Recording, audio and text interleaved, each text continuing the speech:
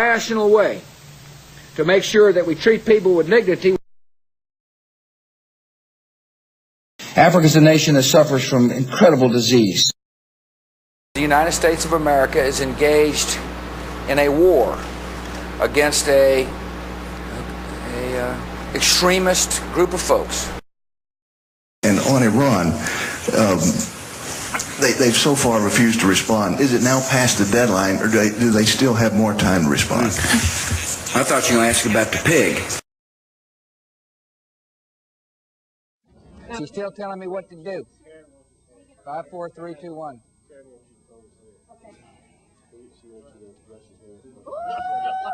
Are we rolling tape on that? There you go. You got a brush? Yes. Just a one-finger victory salute.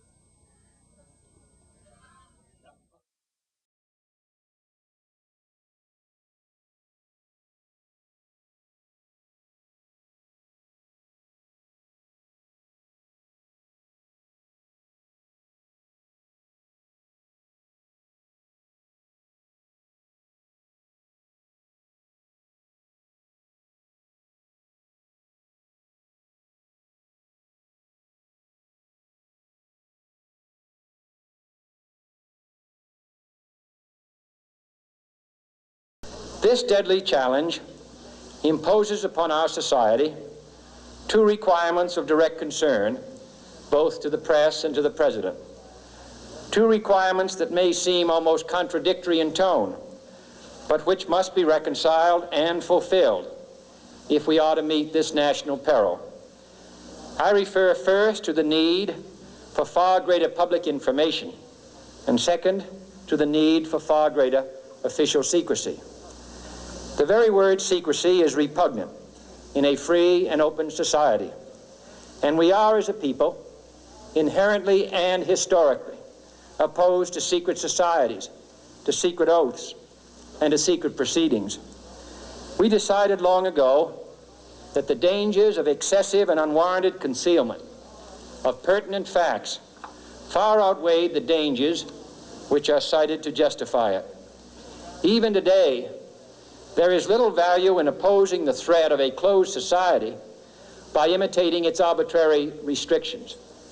Even today, there is little value in ensuring the survival of our nation if our traditions do not survive with it. And there is very grave danger that an announced need for increased security will be seized upon by those anxious to expand its meaning to the very limits of official censorship and concealment. That I do not intend to permit to the extent that it's in my control.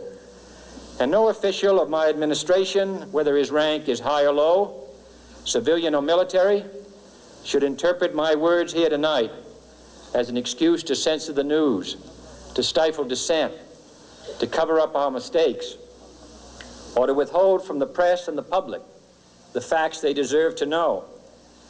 But I do ask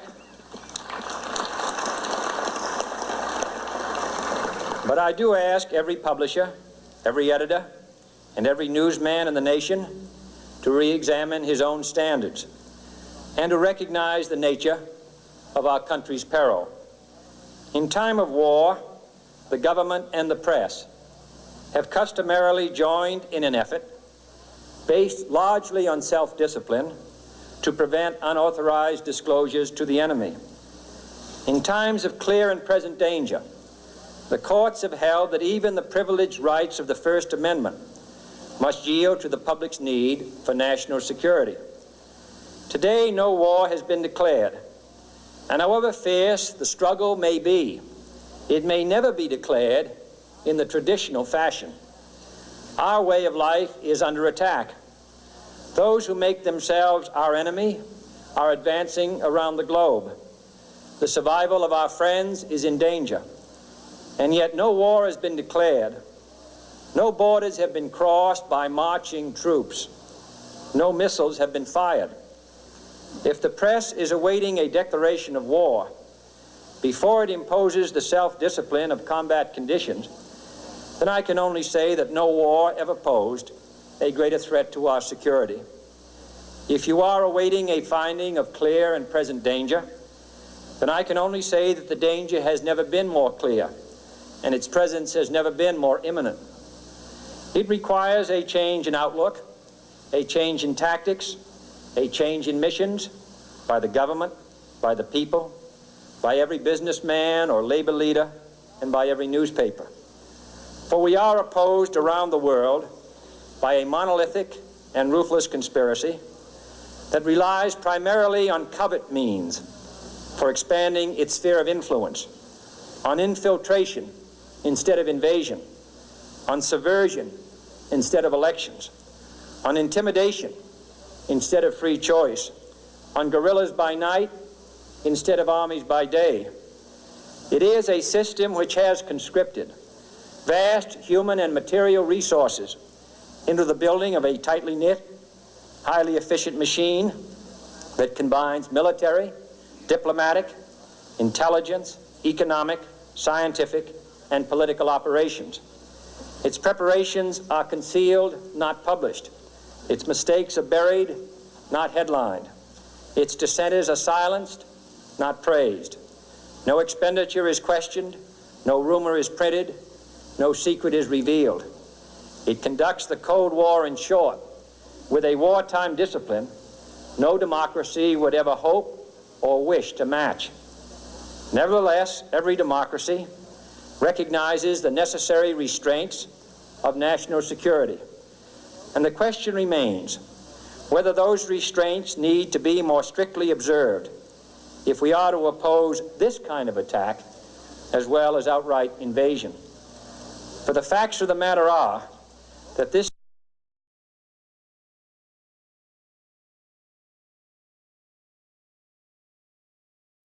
If we really want to understand what's going on in space today and what's happening with the plan to put weapons in space, I think it's instructive to go back and understand the origins of the U.S. space program. And to do that, you have to go back to Nazi Germany. Hitler recruited a brilliant young rocket scientist by the name of Wernher von Braun, who had a weekend rocket club, to come to work for the Nazis to build the V-1 and V-2 rockets that were used to terrorize the cities of London and Paris and Brussels towards the end of World War II. And for von Braun and his team, they set up along the Baltic Sea a place called Peenemünde. It was a research and development center for the Nazi rocket operation. And to this place at Peenemünde, the Nazis brought thousands of Jews and French resistance fighters to serve as prisoners, essentially slaves, to build this production effort. Well, the British found out about it, went in and bombed the entire operation. And so the Nazis said, we've got to move to a more secure location. And down inside of central Germany, there's a mountain chain called the Harz Mountains. And in that mountain, there's a huge tunnel where the Nazis were storing military hardware. Well, they cleared the whole thing out, moved the entire rocket operation into the tunnel, named it Mittelwerk. And just outside the mountain tunnel at Mittelwerk, the Nazis built a brand new concentration camp called Dora. And to Dora, the Nazis brought 40,000 Jews, gypsies, French resistance fighters, homosexuals, communists, even a black American GI were brought there to serve as slaves for the operation. Well, you know, immediately after the war, the U.S. and the Allies created the Nuremberg trials, at which time we brought the Nazis to justice for their crimes against humanity. But 1,500 of the top Nazis never went to trial. They were smuggled into the United States by the U.S. military under a program called Operation Paperclip, smuggled in through Boston and West Palm Beach, Florida. And Wernher von Braun and his rocket team, 100 of them, along with 100 copies of the V-2 rocket, were sent to Huntsville, Alabama, where von Braun became the first director of NASA's Marshall Space Flight Center. What's interesting is the other 1,400 Nazis. Who were they? Well, some of them were brought to the United States to work for the CIA. Others were brought to the United States to do the LSD drug experiments and the MK Ultra mind experiments during the 1960s where people were jumping out of windows. Some of the Nazi scientists that in Germany had been taking Jews and putting them in freezing temperatures to see how the body would react to that were sent to Wright-Patterson Air Force Base in Ohio and were put in charge of the U.S. military flight medicine program.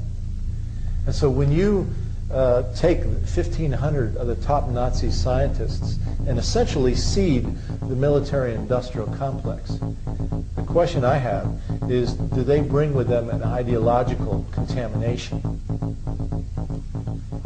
Well, not only did von Braun go to work for NASA, but the guy that was in charge of the V-2 flight test program up at Peenemünde along the Baltic Sea, a guy by the name of Kurt Wiebes, became the first director of the Kennedy Space Center in Florida. And then the man that recruited von Braun, Major General Walter Dornberger, the guy that was sent by Hitler to recruit von Braun to come to work for the Nazis, he became vice president of Bell Aerosystems Corporation in New York that made its riches building the helicopters for the war in Vietnam. In fact, in 1958, Dornberger testified before the United States Congress saying that America's top space priority should be to, quote, conquer, occupy, keep, and utilize space between the Earth and the Moon. And in fact, later on in a speech before a national missile industry conference, Dornberger told the assembled, "Gentlemen, I didn't come to this country to lose the Third World War. I lost two already." And then finally, the man that was in charge of production at Middlework inside the mountain tunnel there in Germany, Arthur Rudolph, he became the first project director of the NASA Saturn V rocket program that took the United States to the moon. And so these are the essential origins of the U.S. space program. And the Space Command put out a planning document a few years ago called Vision for 2020. And on the cover of it, you see a satellite hitting targets on the Earth below. Let's take a look at some of the language in this so-called Vision for 2020. The Space Command says that in the future, because of corporate globalization of the world economy, they expect that there's going to be a widening gap between the haves and the have-nots, between the rich and the poor all over the world. And as a result of that, the Pentagon predicts that there's going to be more and more regional instability around the world because people that are under the boot of these multinational corporations are going to organize. They're going to try to organize unions. They're going to organize to get these corporations from controlling their governments. And the Pentagon says, you know, we can't put a Marine on every single street corner of the world to suppress these populations. But with space technology in place, we'll be able to see everything, hear everything, and essentially target everything in every place on the Earth. And the Vision 2020 says that space superiority will emerge as an essential element of battlefield success in future warfare.